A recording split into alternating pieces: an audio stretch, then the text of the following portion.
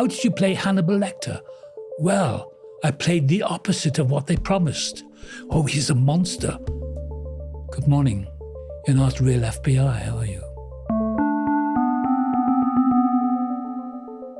In so many of Sir Anthony Hopkins' greatest performances, he's able to suggest captivating hidden depths to his characters.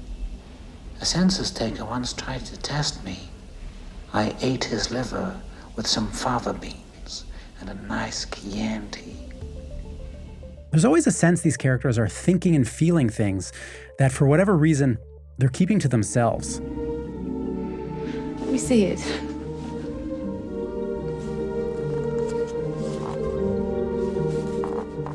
But in his new autobiography, Hopkins himself is laying his life bare, revealing details about his tough childhood in Wales and his painful estrangement from his only child.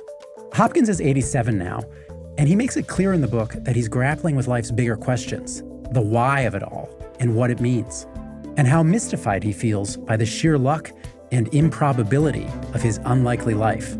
Here's my conversation with Anthony Hopkins. Hello, David. Tony Hopkins. I was wondering, do I go Sir Anthony? No. Tony. Nice to meet you. Good to meet you.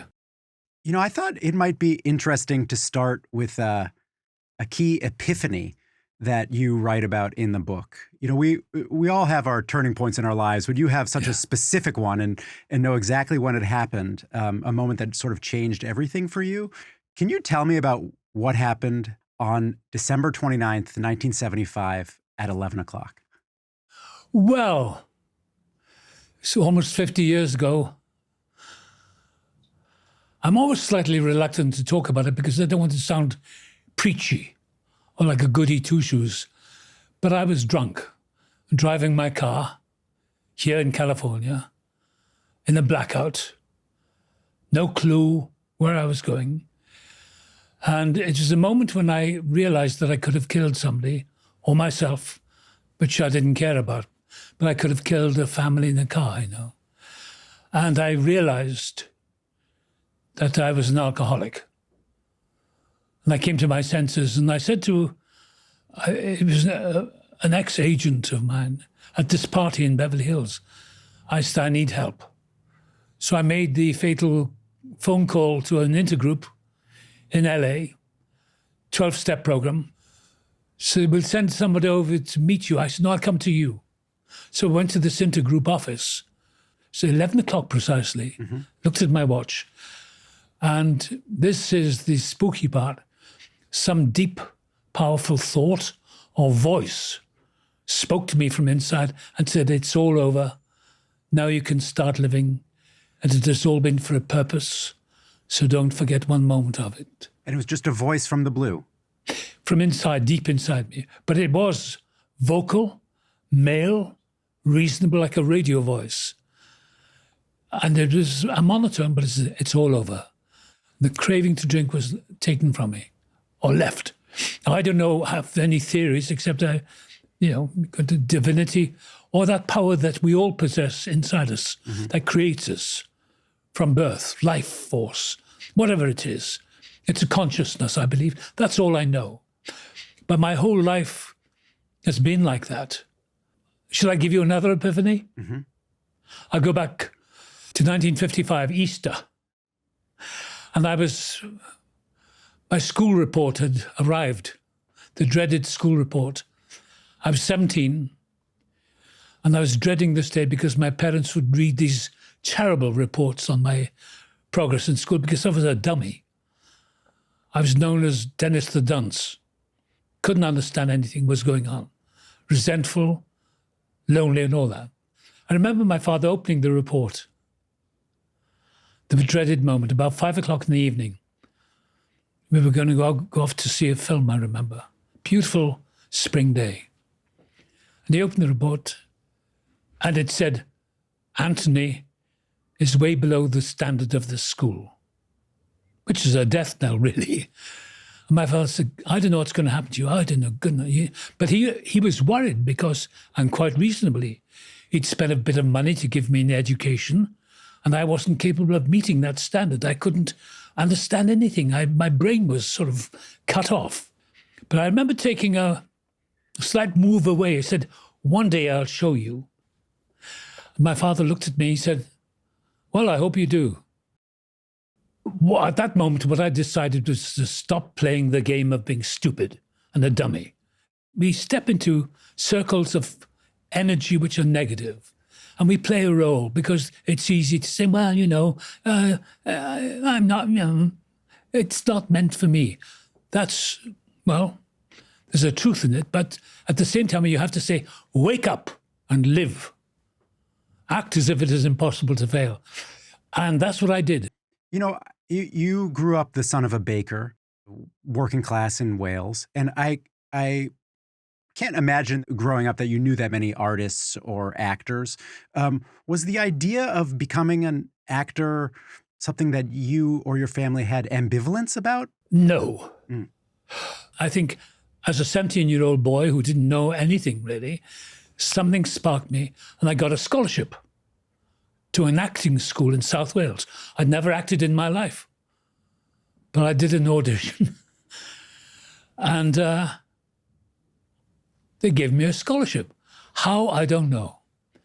And I remember, this is another thing, I remember going to see a play with the great Peter O'Toole at the Bristol Old Vic. He was playing Jimmy Porter in Look Back in Anger. And onto the stage came this lightning bolt, Peter O'Toole, very dangerous actor. And I thought, God, if he stepped off the stage, he'd come and kill us all. And 10 years later, I was in the theatre, the National Theatre, playing Andrei in Laurence Olivier's production of Three Sisters by Chekhov. Knock on the door at the end of the evening, who should be that Peter O'Toole. Now that's weird. And he said, I want you to do a film test for me. It's a film with Katharine Hepburn called The Lion in Winter. Yeah, it was your first film. Yeah. So I showed up and did the test. He said, right, you've got it. You've got the part. And he'd had a few to drink, and we had a few to drink after that day. Now that's beyond explanation to me. And when I look at that film, which I do occasionally, I think, how on earth did that happen? Why me? I don't know to this day why. And I am what I am, and I do what I do because I love doing it. It's all in the game. Wonderful game called life. No sweat, no big deal. There are no big deals. So when you were a kid and you would hear your father or teachers say you were a dummy, I'm sure that your voice in your own head when you were younger also said, I'm a dummy. That's right. And I think people are often in their lives, and certainly true for me, we do battle with this voice in our head that tells us we can't do things or we're stupid or whatever it may be. How did you quiet that voice or learn to control it? Well, it's still there in me from childhood. But what you do, it now whispers. So what I say, shut up. So thanks a lot. We all have problems. We've all got limitations. But I do believe that if you say, wake up and live, act as if it is impossible, we actually tap into a power that's in ourselves, which helps us to do, well, not everything, but some things. I discovered that I could compose music. I discovered that I could write. I discovered through my lovely wife, Stella, that I could paint. And I remember she was an example because she changed my life. She found some drawings in some old scripts of mine just after we got married. She said, these drawings, you did these? I said, yeah, you got to paint. I said, I can't paint. She said, of course you can. Just do it. So I then bought some canvases and acrylic paints and pens and inks. And I just do it. I have a question about that, but before, I'm really having a hard time with these headphones. Yeah. All right, sorry about that. We're back. That's okay. I have much bigger headphones now. They look good. All right, good. Yeah, thank you. Often when I've talked with actors, They've suggested that something about acting and something about their affinity for acting or gift for acting has to do with the way that acting fulfills something for them. Is there anything that you find acting fulfills for you, some inner need? Well, a need would sound rather sad. I just enjoy it. I enjoy the scientific fun of it, of learning a script or learning all the lines. And I'm very good at that. I learn everything there is about the text that I'm studying, because that reforms something in me. And I suppose on a deep psychological level, I'm trying to escape from what I was. I don't know. What were you? What is the thing you were trying to escape from? Well, that lonely kid, And actually the vain surprise of saying, I did it. I survived my loneliness. I survived those bullies. Not that I blame them. God bless them all. I mean, I'm not a victim. Mm-hmm. And, if people choose to wallow in their, well, okay, go ahead, but you're going to die. Because you can't do that. And that's why I drank, to nullify that discomfort or whatever it was in me, because it made me feel big. Booze is terrific because it makes you instantly feel in a different space. And I enjoyed that. I didn't do it that long. I did it for 15 years. But I remember thinking, this is the life. And all actors in those days, Peter O'Toole, Richard Burton, all of them, and, I remember those drinking sessions thinking, this is the life. We're rebels. We're outsiders. We can celebrate. And at the back of the mind is, and it'll kill you as well. And I remember thinking, this is going to kill me. The drinking. Yeah, because I was doing it. I was drinking like I was going out of fashion. And those guys I worked with, they've all gone. And they were very talented people, wonderful. But once you get into that schizophrenic stage when your personality becomes rabid, and from the moment you're a jolly nice guy in the bar and suddenly you turn viciously, say, you talk to me like, that's what was happening to me. You write about how you were influenced by older actors like Laurence Olivier or Katharine Hepburn, sort of helped you understand about film acting. But I was curious about whether any of the younger actors that you've worked with over the years, people like, Nicole Kidman or Brad Pitt or Ryan Gosling, have they taught you anything about acting or shown you anything about the craft? No, it's always been a pleasure to work with them. I mean, Brad and everyone you've just mentioned, nothing but praise for them. I was working with a young actor a few years ago, young Canadian actor who looked a bit like James Dean. I think he thought he was James Dean.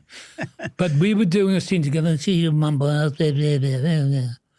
said, can't hear a word you're saying. Huh?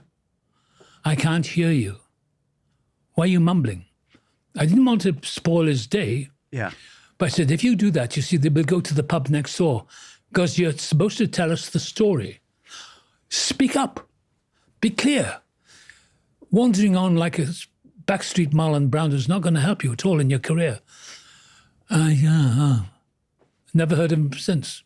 In reading the book and in reading sort of older interviews with you or older articles about you, I think to me there's a consistent sense that comes from you that acting shouldn't really be taken that seriously. The actors are entertainers, and I wonder, do you think acting has any greater claim on the truth? No. It's an entertainment. Mm. Maybe it's an educational way of entertaining. So it has no deeper importance. Not dismissing it, but I'm just saying, if I start taking myself too seriously, I do think it's only a job. It's only acting. So for me, they're just pastiches, little dabs of paint in one's life. And not to be taken, because at the moment when You get to a certain age in life, you're going through, you got ambitions, you got great dreams, and everything's fine. And there on the distant hill is death. And you think, well, now is the time to wake up and live and really enjoy it. Do you feel like you achieved your dreams? Oh, yeah. I didn't know if they were dreams. They just happened to me because I can't take credit for them at all. I cannot. I mean, my life is a mystery to me. I'm not trying to sound ultra modest or humble, but I have to confess that I don't understand how it all happened. The miracle is, look at my hands, my hands are an 87-year-old man's hands. I'm slowing down and, my body's creaky, although I'm still strong. But the miracle of it is I'm still here. And that's not a mathematical formula. That's a miracle of life that's in us all. The heart that still beats. I look at my cat. I watch him sleeping out for the count. And I look at the miracle of his life. A little cat. The miracle, the sheer miracle. To dismiss it is a sacrilege. What snaps you out of the miracle? My bad back. That'll do it. Yeah, but it's not even that bad. I get a bit of treatment, lower back, bit of stiffness. And what I do now is slow down. I take everything very slowly because, I'm strong. My legs are strong. I work out. But what I do is I take it easy because one trip, one fall can kill you. Well, I mean, your age is, it's a fact. It's undeniable. But it doesn't really seem from afar as if your productivity has slowed down. You work a lot. Yeah. Do you know what to do with yourself when you're not working? I play the piano, I read. But why do you work so much is my real question. They still offer me work. I don't know what's in their minds. They may think I'm 40. I don't know. They give me these jobs to do, and I think, okay. And I think, well, if they're game to employ me, I hope I just show up fit and well and ready. But what do you say yes to? I mean, do you just say yes to everything? Anything I can. Well, why not?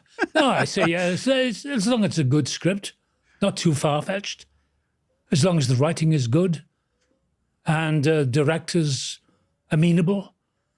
Yeah, why not? How often these days do you get a director who's not amenable? Oh, they're all amenable now. Is that a change? Well, I used to, in the past, have a few problems with...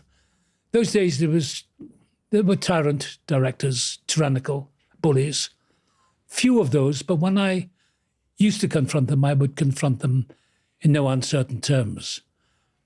I'd say things like, you talk to me like that, and you'll wake up with a crowd around you. Whether I meant it or not, I don't know.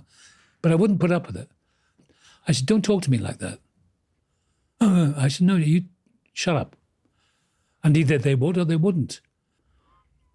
I remember working with a director who was giving notes to a young woman, fine actress, and he started shouting at her. I said, hold it. You raise your voice 1 decibel to this lady, and I'm going. And you, my dear, should leave as well. She said after, thank you. I said, how long has he been doing that? She said, from the whole film. I said, you should have told me. I can't even remember the exact. I think he's gone now. But no, I defend people. Don't raise your voice. It's a film. It's a stupid film. That's all it is. It's not important. Doing take after take after take after take. Who cares? Do you feel that any of the films that you've made would you call them important? No. Not one? No. The Elephant Man. Give me The Elephant Man.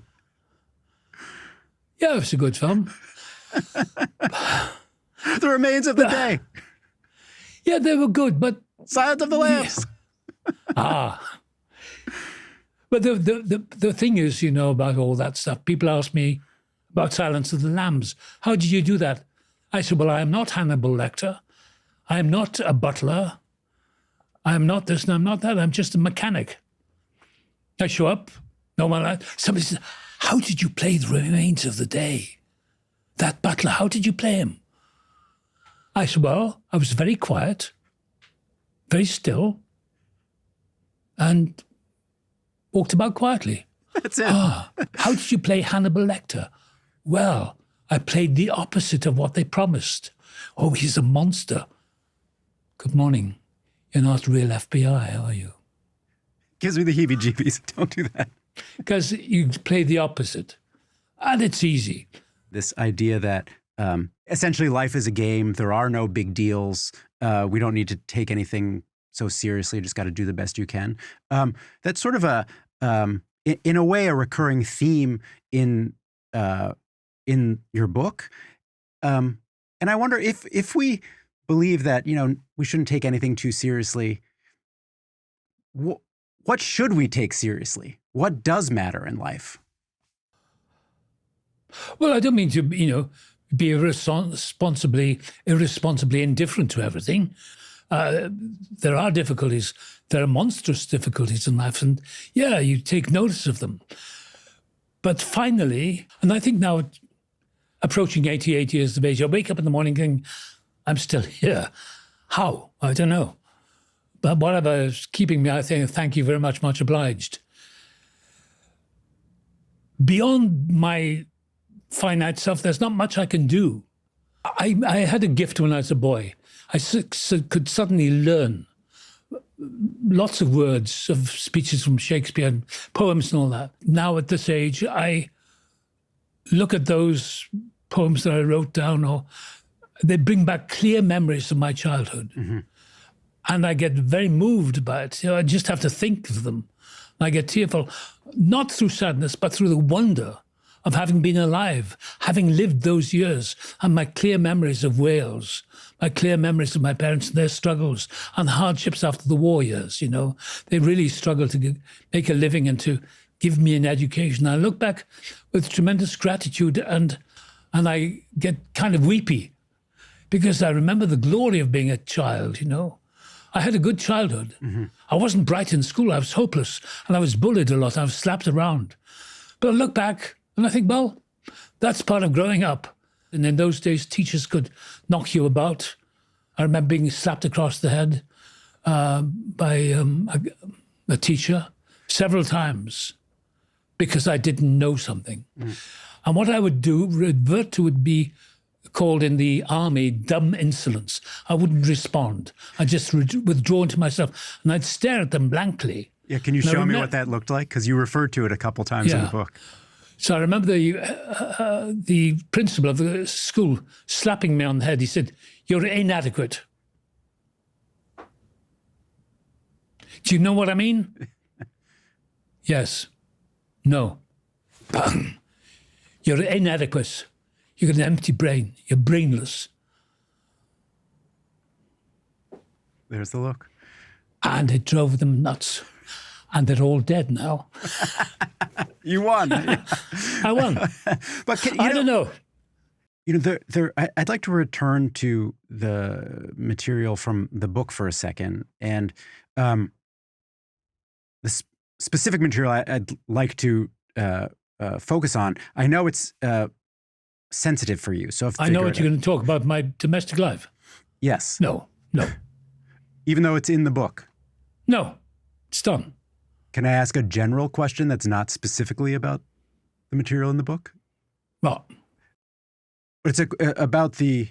But I'll stumble through this. Part of the reason that the material in the book about your relationship with your daughter, your estranged relationship with your daughter, part of the reason why I found it so painful is that it resonated with me for personal reasons. I've seen my father, I think, twice in 20 years. I've spoken to him once in those 20 years. And I'm very curious about other people's experience of that kind of estrangement. In this instance, the estrangement is my choice. But I just wonder if you have thoughts about where reconciliation might lie between estranged parents and children? My wife, Stella, sent an invitation to come and see us. Not a word of response. So I think, okay, fine. I wish her well, but I'm not going to waste blood over that. If you want to waste your life being in resentment, 50 years later, 58 years later, fine, go ahead. It's not in my ken. See, I could carry resentment over the past, this and the other. But that's death. You're not living. You have to acknowledge one thing, that we are imperfect. We're not saints. We're all sinners and saints or whatever we are. We do the best we can. Life is painful. Sometimes people get hurt. Sometimes we get hurt.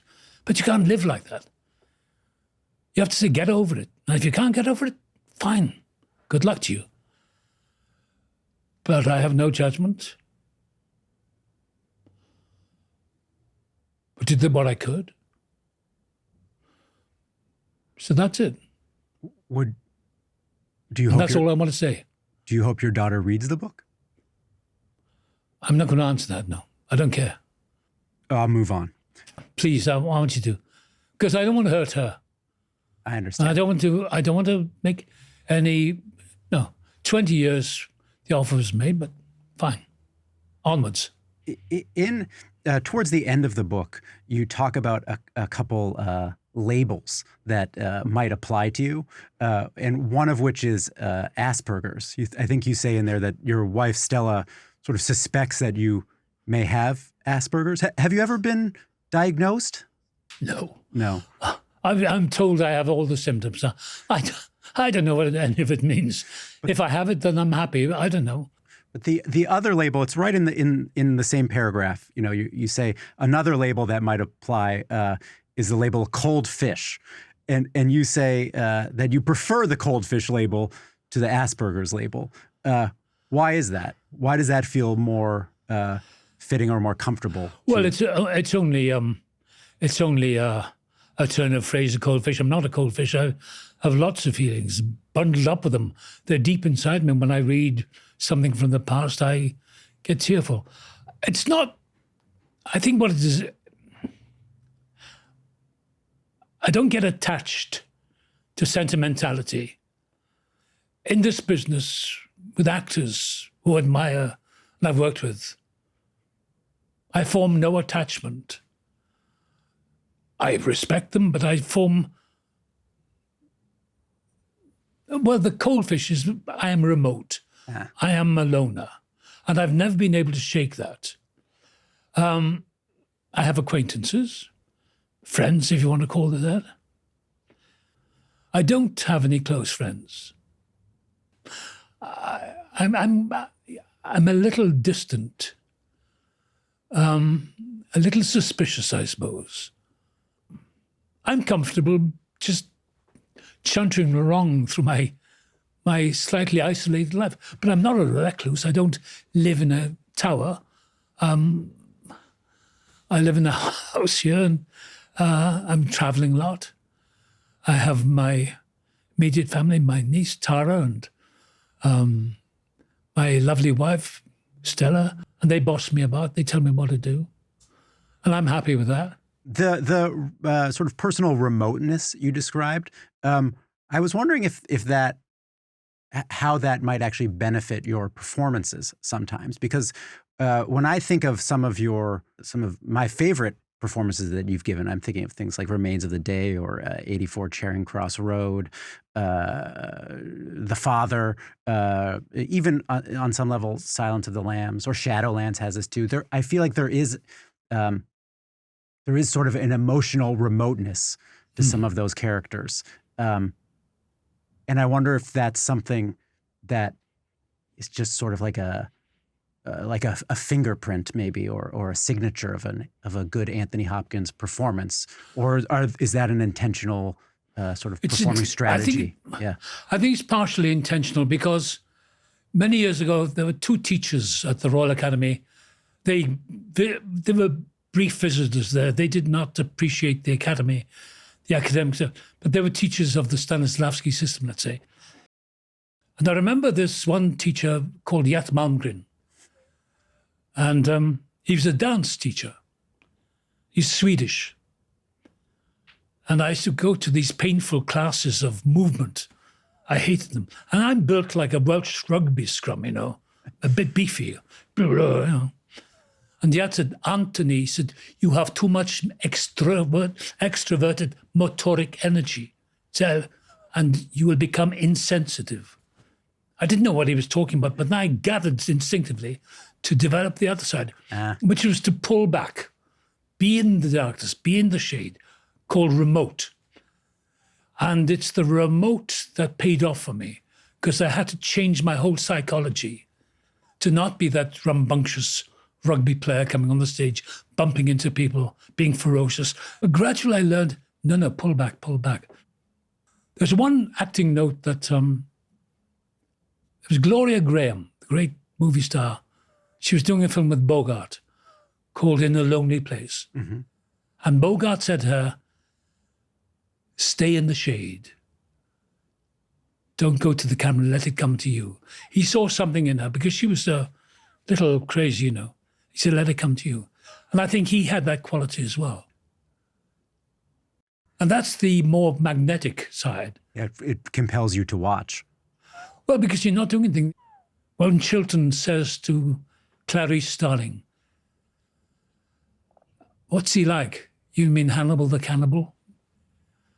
And Chilton, the head of the asylum, says, oh, he's a monster.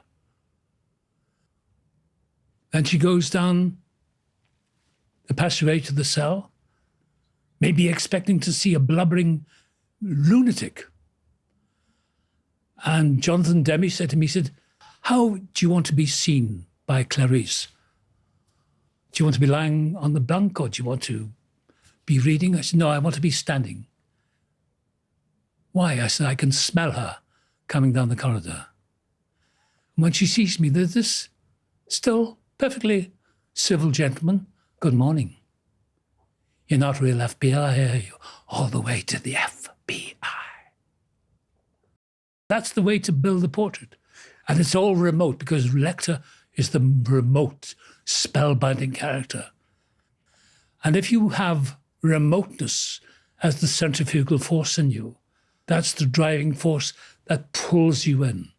There's another epiphany that I'd like to go back to, if you don't mind. This is another one you describe in the book. It's you were driving in Los Angeles in, I think, the late 70s. Yeah. And you felt a pull to go over to a Catholic church. And you went inside and you told a young priest there that you had found God. Now, I get the sense that, you're not, going to church every Sunday or sort of praying in a conventional way. So what is God to you? Well, it's a touchy subject, isn't it? Because I'm religion and, but what happened that morning when that voice said, it's over, now you can start living, and it has all been for a purpose. So don't forget one moment of it. I knew that was a power way beyond my understanding. Not up there in the clouds, but here, in here. So I chose to call it at that moment God. Yeah. I didn't know what else to call it. Short word God, easy to spell. And I recently wrote a piece of music which was conducted in Riyadh, Goodbye, piano and orchestra. And at the end, it came to me as I was writing it, as I was composing it, that's it. We come full circle. We dip down to, that's all, folks.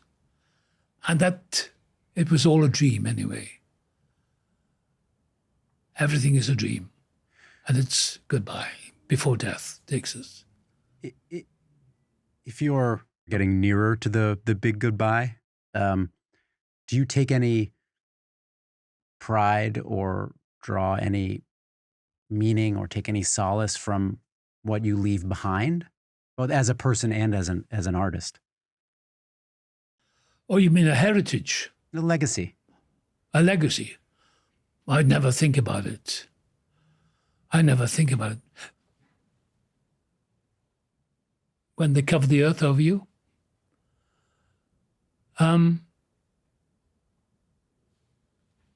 that's it. We move on. I remember I was asked by the widow of Lawrence Olivier, Joan Plowright, if I would read the last lines of King Lear at the casket in this little church in Sussex. I was astounded that I was asked to do it. There was Olivier's casket, full of the flowers and wreaths and collections of flowers from Shakespeare's Winter's Tale. And after that, we got into our cars and went to the crematorium. And I was sitting next to Maggie Smith, the great actress Maggie Smith. I didn't know her that well, but we were sitting next to each other. And we both worked with Olivia. And there was the casket. And finally, as the curtains went, you could hear the rollers taking them into the crematorium, into the flames. Maggie Smith said, "What a final curtain." And you think, God Almighty, what is it all about?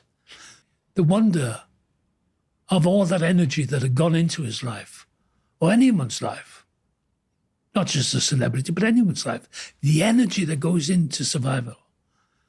Seeing my own father dying, going to the hospital the night he died, and standing at the foot of his bed, my mother smoothing his hair. And I felt his feet at the foot of the bed. They were dead cold. He'd gone. And as I stood there, that silent night in that empty-sounding hospital in South Wales, a voice again came to me, "You're not so hot either. This is what will happen to you." And it's a great wake-up call when you know that. It's a fairly brusque voice. You're not so hot. But what it is, it's an awakening, several awakenings and epiphanies. When you think, yeah, that's right. But Sir Anthony, I realize I'm dancing around a question that I would like your answer to. Do you think your life has had meaning?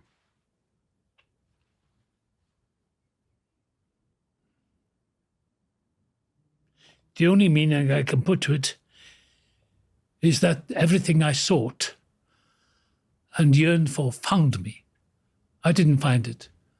It came to me. On the interview, we try to talk to our guest twice. So I spoke with Anthony Hopkins a few days later, this time without video. Hi, Tony. Hello, is that David? It is David. How Hello. are you? Good. Good.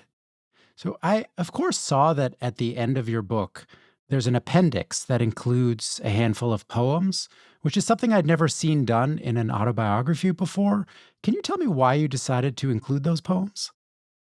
When I was a kid, I learned a lot of poems, a lot of words, and I was very moved by them from about the age of 11. There was one occasion,